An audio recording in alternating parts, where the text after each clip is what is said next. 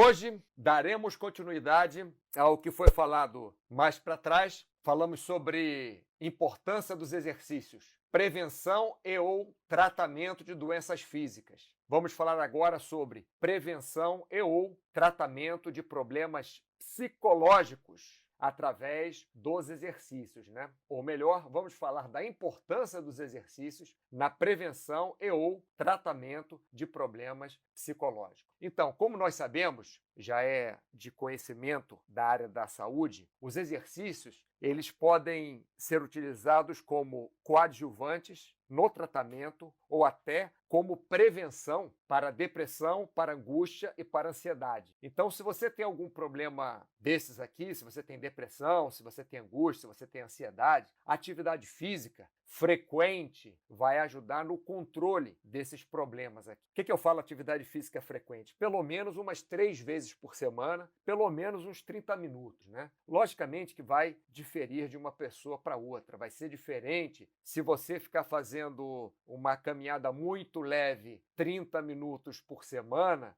30 minutos 3 vezes por semana, é diferente de você correr forte 30 minutos 3 vezes por semana, né? Se você fizer alongamento 30 minutos 3 vezes por semana e quiser tratar depressão, angústia e ansiedade, pode até ajudar, porque com alongamento você pode dar uma relaxada, principalmente na angústia, né? Principalmente na ansiedade, perdão. Principalmente na ansiedade. Se você fizer alongamento, exercícios respiratórios, pode até ajudar. Se você fizer um exercício mais ativo, uma corrida, um circuito na musculação, vai ajudar mais no tratamento da depressão, da angústia e da ansiedade. Logicamente, pessoal, o cara que está deprimido, é muito mais difícil ele sair para correr na praia, sair para correr no parque, sair para ir à academia, do que a pessoa que não está deprimida, né? Se a pessoa não está deprimida, a gente pode chamar de preguiça, não querer fazer exercício. Se a pessoa está deprimida, nós podemos dizer que é até um efeito colateral da depressão ela não querer levantar da cama e fazer exercício, isso é a verdade. Mas a partir do momento que essa pessoa que está deprimida consiga levantar da cama, consiga que seja dar uma caminhada, mesmo, olha só, mesmo que você esteja acostumado a correr uma maratona, mas se você por acaso entrou em depressão, se você está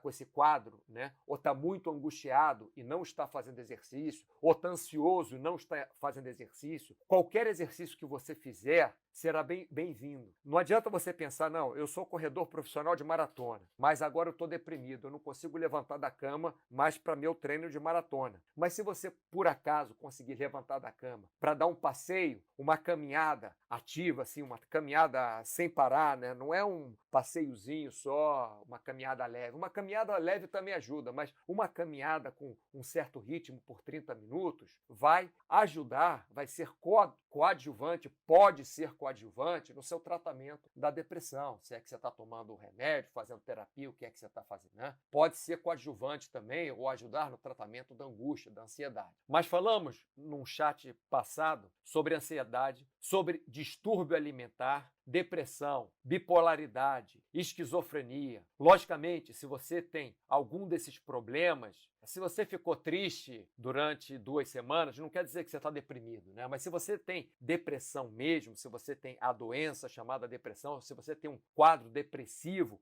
que seria a depressão? Seria você estar triste, estar numa condição de tristeza o tempo todo, quando você não tem razão para estar triste, né?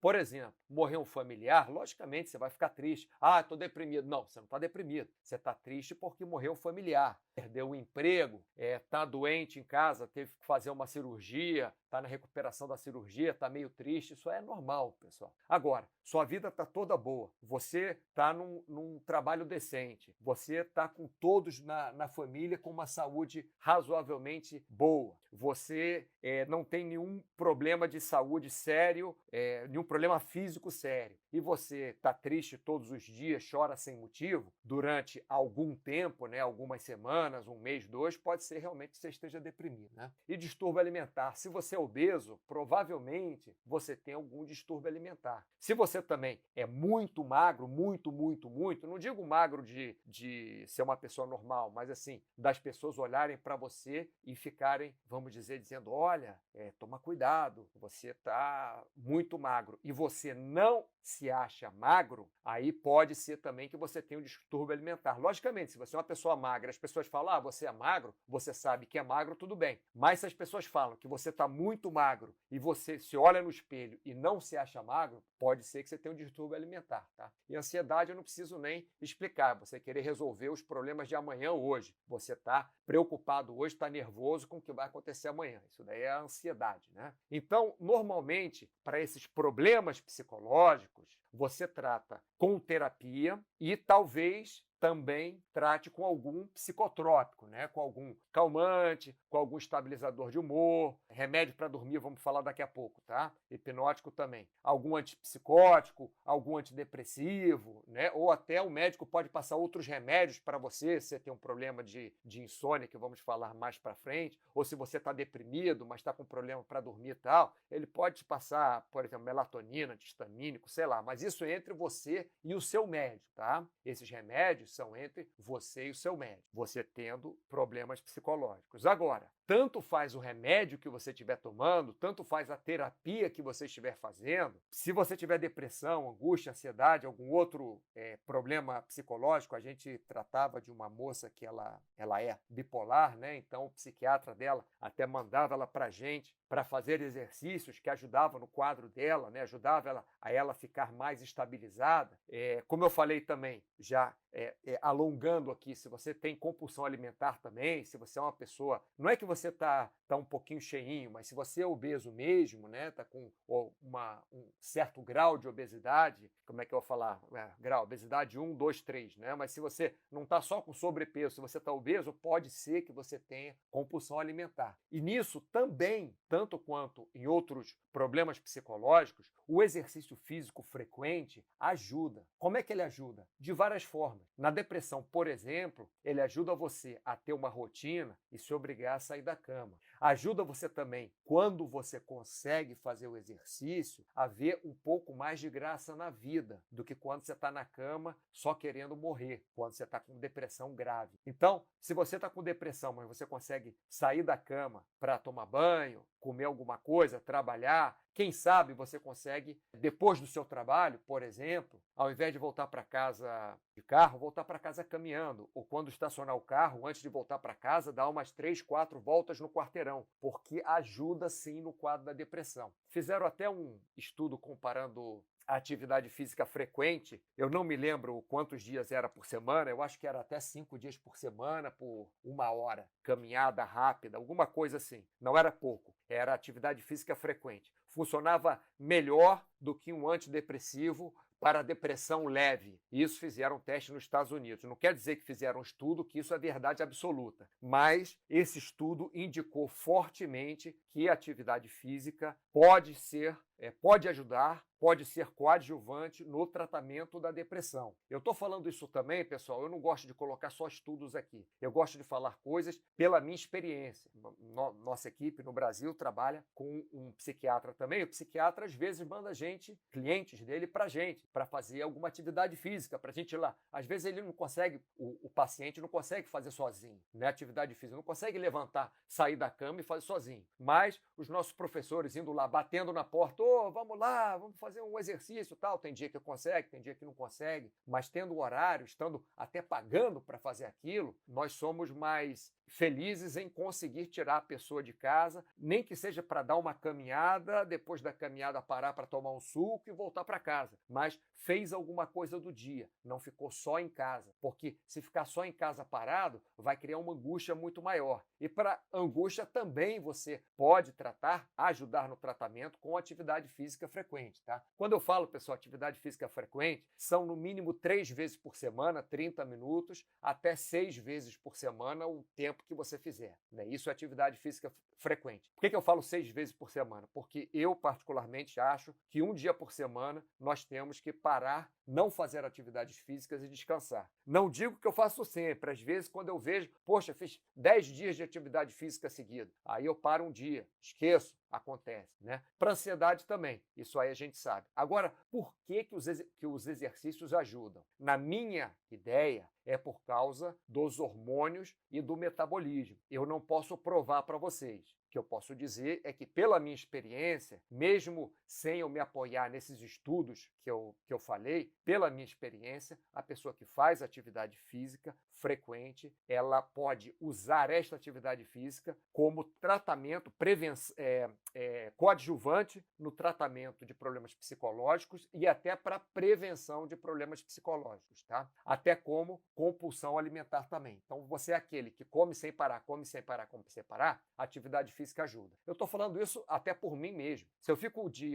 no meu dia de folga na semana, vamos supor, se eu faço 6 dias de exercício, no 7º dia que eu estou de folga, eu começo a ficar angustiado, porque eu quero fazer exercício, né? Se eu estou num ritmo de treinamento bom. Então, o que acontece? Me dá mais vontade de comer. No dia que eu faço muito exercício, no dia que eu salto de paraquedas, por exemplo, ou vou ao túnel de vento principalmente, porque além da adrenalina também tem um gasto calórico, tem um aumento da pulsação, um aumento grande da pulsação, né? Do batimento arterial. E, logicamente, paraquedismo é pouco tempo de queda livre, mas ainda tem o tempo embaixo do velame, né?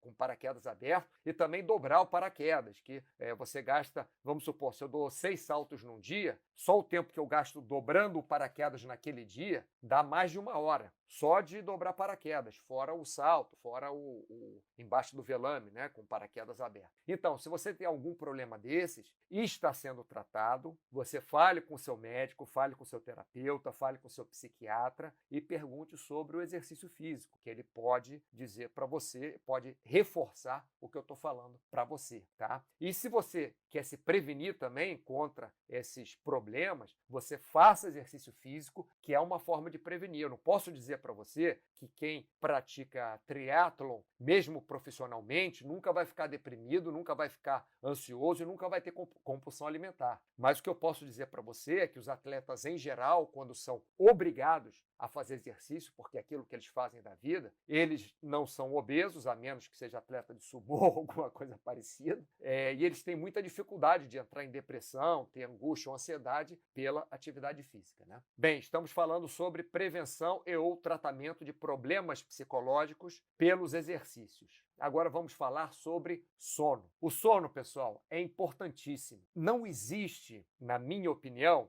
de Mauro Jasmin, tá? Eu sou moderador da área de saúde da Baster.com, estou dando minha opinião pessoal. Não existe um protocolo de sono que seja perfeito para todas as pessoas. Tem gente que dorme 7 horas direto e acorda super bem. Tem gente que dorme 9 horas direto e acorda super bem. Tem gente que dorme 6 horas e mesmo acordando no meio do sono, acorda uma vez, vai ao banheiro, volta, dorme de novo e acorda super bem. E tem gente que dorme 8 horas, acordando 2 vezes e dorme super bem. Mas tem gente que dorme 8 horas e acorda o tempo inteiro. Acorda quebrado entre aspas, né? Muito cansado, não consegue se concentrar depois. Tem gente que dorme 6 horas acordando muito durante a noite. Tem gente que não consegue dormir nem 4 horas por noite. Então isso aí seria considerado esses casos onde você realmente tem pouquíssimas horas de sono ou que você acorda muitas vezes durante a noite. Olha só, deixa eu fazer uma ressalva aqui. Se você acorda durante a noite e dorme imediatamente depois, normalmente não é um problema, né? Eu estou falando para as pessoas que acordam durante a noite e ficam sem conseguir dormir. Aí vão dormir 1 hora, 2 horas depois acordam de novo, vão dormir mais 1 hora, 2 horas depois. Estou falando para essas pessoas, né? E que acordam como se não tivessem dormido bem, acordam cansadas, com dificuldade para levantar da cama, acordam com dificuldade de raciocinar. Pode ser realmente que você tenha um problema de sono, né? E para problema de sono, também utilizamos exercícios, porque o exercício, principalmente o exercício aeróbico, notem bem, estou falando principalmente, não estou falando unicamente. Se você faz eles com frequência, pelo menos uns 30 minutos de exercício a média intensidade, você pode ter uma melhora no sono. Por que eu falo pode ter? Porque não é se você tiver um problema de insônia muito forte, um problema brabo de insônia, não quer dizer que você vai correr 30 minutos a média intensidade e vai dormir feito um anjo. Que quer dizer que pode te ajudar a dormir sim, se você fizer 30 minutos de corrida, por exemplo, a média intensidade. Por que eu falo média intensidade, pessoal? Porque se você correr a altíssima intensidade, você pode ficar tão cansado, você pode, vamos supor, você correu 5 vezes por semana, a altíssima intensidade, vai chegar no meio da semana ou no final da semana, pode ser que você entre até em overtraining, né? Pode ser até que você fique cansado demais, isso até te atrapalha no sono. Por isso que eu estou dizendo média intensidade, até alta intensidade pode ser. Se você quer correr alta intensidade, corre 3 vezes por semana, um exemplo, segunda, quarta e sexta. Corre 30 minutos, 40 minutos, 1 hora. Se você vai correr em média intensidade, você pode correr 5 vezes por semana, sem problema nenhum, ou até variar. Na segunda você corre em alta intensidade, na terça você corre em média intensidade, na quarta você corre em baixa intensidade.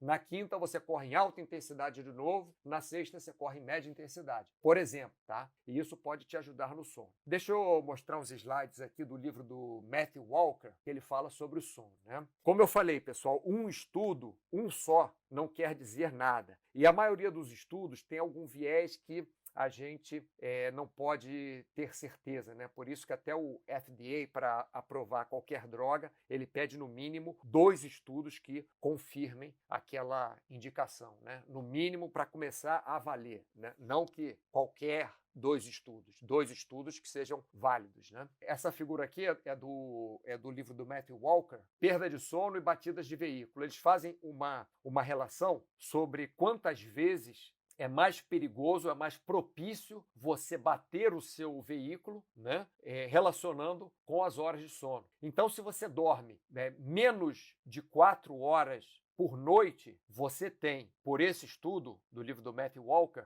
11,5 vezes mais probabilidade de ter um acidente com seu veículo, carro ou motocicleta, do que se você dorme 8 horas por dia. Aqui a base não está escrito, mas a base seria 8 horas por dia. Quer dizer, se você dorme 6 horas por dia ou 8 horas por dia, você vê que não faz muita diferença nesse estudo aqui. Mas quando você começa a dormir menos de 5 horas por dia, você começa a ter mais chances, aumentar o seu risco de batidas com o seu veículo, de acidentes com o seu veículo também. E também do mesmo livro, do Matthew Walker, ele faz uma relação sobre lesão e média de sono, né? Percentual de chance de lesão e a média de sono. Então, pessoas que dormem 8, 9 horas têm um percentual de chance de lesão bem menor do que quem dorme menos de 6 horas por noite. Quem dorme menos de 6 horas por noite, que no livro do Matthew Walker, ele considera isso, a minha interpretação do livro dele, né? Ele considera que você dormir 8 horas por 9 horas, entre 7 e 9 horas por noite seria o normal para a maioria das pessoas. Então, se você começa a dormir menos de 6 horas por noite,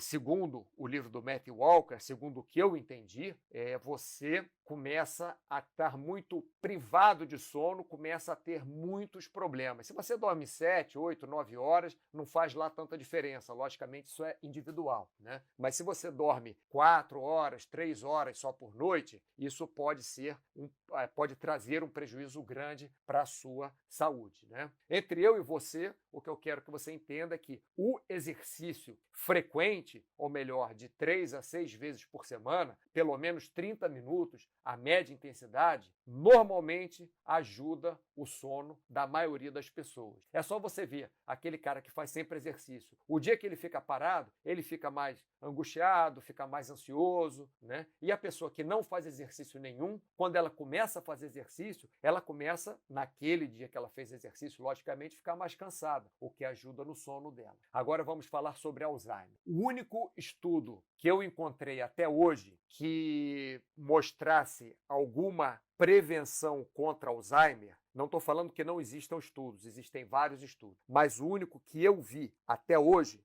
inclusive foi um neurologista super conceituado que me mostrou esse estudo, foi que eles acompanharam vários idosos de 80 anos, não lembro quanto, mas centenas de idosos, ou dezenas de idosos, né, de 80 anos de idade. Pegaram vários de 80 anos de idade. Então, eles dividiram em 3 grupos. O grupo que não fazia atividade física, o grupo que fazia atividade física e um terceiro grupo, que era o grupo que fazia atividade física de vez em quando. Esse terceiro grupo, que fazia atividade física de vez em quando, eles só acompanharam, tá? Mas não foi válido no início do estudo. Depois de 10 anos, quando teoricamente todos eles teriam 90 anos, eles contactaram estes mesmos idosos. Logicamente, vários tinham falecido, alguns eles não conseguiram contactar, mas daqueles que eles conseguiram contactar, do grupo dos que não faziam atividade física, dos 80 aos 90 anos, tinha um percentual muito grande com Alzheimer ou com traços de Alzheimer. Do grupo que eles conseguiram acompanhar, de 80 anos a 90 anos, que continuaram fazendo atividade física frequente nesses 10 anos, raríssimos tinham traços de Alzheimer. Ou melhor, esse estudo mostrou, não estou dizendo que é 100%, mas foi um estudo muito bem feito, randomizado, com bom acompanhamento, que a única coisa que preveniu o Alzheimer nesse estudo, que mostrou que preveniu o Alzheimer, foi atividade física frequente. E até hoje eu não vi nenhum outro estudo que conseguisse, vamos colocar entre aspas, me convencer que palavras cruzadas ou aprender outro idioma ou manter-se ativo ajudasse a prevenir o Alzheimer. Sim, eu acho sim que ajuda. Eu nunca consegui ver alguma prova mais concreta. Mas, logicamente, as pessoas que continuam trabalhando, as pessoas que estão mais ativas, as pessoas que estão mais ativas fisicamente e psicologicamente, essas pessoas têm muito mais chance, muito menor chance de ter Alzheimer do que as pessoas que ficam sentadas na cadeira de balanço aos 80 anos, dos 80 anos aos 90, sem ter nenhuma atividade. Tá, pessoal? Esse tópico aqui está indiretamente ligado com atividade física, tá? Não está diretamente ligado, está indiretamente ligado. Vamos lá. O que já aconteceu? Eu vou pegar duas doenças aqui, tá? Hepatite C e Covid. Então, o que acontece? A pessoa tem hepatite C. Normalmente, a hepatite C não traz a princípio, nenhum efeito que ela sinta, estou com nenhum sintoma, que ela sinta, estou com hepatite C, né? Normalmente, principalmente no início, se o indivíduo se infectou com o vírus da hepatite C, no início pelo menos, ele provavelmente não vai sentir nada. 99% de chances dele não sentir absolutamente nada. Mas, quando ele faz o tratamento da hepatite C, é um tratamento muito penoso. Hoje em dia está muito menos penoso, mas antigamente, que era um tratamento que hoje em dia é de pouco tempo, né? 2, 3 meses o tratamento. Mas antigamente o tratamento era de 1 ano, às vezes 1 ano e meio. Então o tratamento trazia vários efeitos colaterais, como inclusive insônia, como alergias, como dores de cabeça, vários problemas. Então, o que acontecia? A pessoa o indivíduo acabava aquele tratamento e depois de 6 meses ele não tem mais o remédio, né? A química do remédio no corpo dele. Depois de 6 meses ele já está livre. Então, ele estando curado ou não estando curado da hepatite C, muitos ainda tinham aqueles mesmos sintomas que tiveram durante o tratamento da hepatite C. Então, muita gente que teve hepatite C e que tratou hepatite C, depois do tratamento, ficou deprimido, depois do tratamento ficou com insônia, depois do tratamento ficou com alguma alergia, depois do tratamento teve algum problema articular que sentia durante o tratamento. E o que acontece? Quando você faz atividades físicas, vai ajudar você também a resolver essa somatização. Por quê? Porque vai melhorar o seu metabolismo, Porque se você se acha incapaz de fazer alguma atividade porque você fez aquele tratamento e você está muito fragilizado, logicamente, não é no dia que acabou o tratamento, né? Mas algum tempo depois, quando o seu médico te liberar para fazer a sua atividade física, faça atividade física, que vai te ajudar também naqueles sintomas que você teve durante o tratamento e que você somatizou, ou mesmo que você não tenha somatizado, que tenham ficado do tratamento para a sua vida pós-tratamento, tá? Então, você fazendo atividades físicas, você fazendo exercícios frequentemente, vai ajudar também se você teve alguma somatização ou se você teve algum resíduo de sintomas de efeitos colaterais do seu tratamento. A mesma coisa aconteceu com o Covid. Quando começou a história do Covid, eu sei de um monte de gente que jurava, não, eu tive Covid porque eu tive falta de ar, porque eu tive dor de cabeça, porque minha garganta secou, porque eu não estava sentindo cheiro, porque eu não estava sentindo gosto de nada. E isso tudo, de repente, você pergunta para a pessoa, mas vem cá, mas você não aconteceu isso das outras vezes? Você ficou gripado com uma gripe normal, ou com influenza, ou com uma gripe qualquer que você tenha tido? Não, essa foi diferente. Essa foi diferente das outras, tal. E aí o indivíduo vai ver e ele não teve Covid, apesar de ter tido os sintomas. Por quê? Porque uma histeria toda no mundo, às vezes ele tinha um problema respiratório pequeno, ou de vez em quando ele ficava gripado e sentia dificuldade para respirar, mas nunca tinha ligado para isso, nunca tinha se importado com isso. Mas quando começou Covid para cá, Covid para lá, ele começou a prestar atenção. Não, será que a minha respiração? Não, estou com um problema para respirar hoje. De repente era só uma alergia. Não, estou com dor de cabeça. De repente ele tinha dor de cabeça todos os dias. Não, minha garganta está ruim. De repente ele tinha também dor de garganta quando saía no finalzinho da tarde, pegava um vento mais fresco, sei lá, não sei. Então, isso também pode ser uma somatização dele criar sintomas na cabeça dele, de achar que porque ele está com febre, ou porque ele está com dificuldade de respirar, ou porque ele está com dor de cabeça, ele criar os outros sintomas todos na cabeça dele e achar que tem. Então, logicamente, não estou falando para você fazer exercício com febre, mas se você tiver uma dor de garganta pequena, uma dor de cabeça pequena, nada impede de você sair para caminhar ou pedalar. Não vou falar para você correr, porque às vezes o impacto da corrida, né, pode piorar a sua dor de cabeça. Às vezes, se você fizer um exercício muito forte, você tendo que respirar fundo muitas vezes, né, durante o exercício, pode piorar a sua dor de garganta. Mas nada impede você dar uma caminhada, nada impede de você dar um passeio de bicicleta. Então, ajuda também nesta área aqui, tá? Hoje falamos sobre importância dos exercícios na prevenção e ou tratamento de problemas psicológicos. Muito obrigado pela atenção de vocês.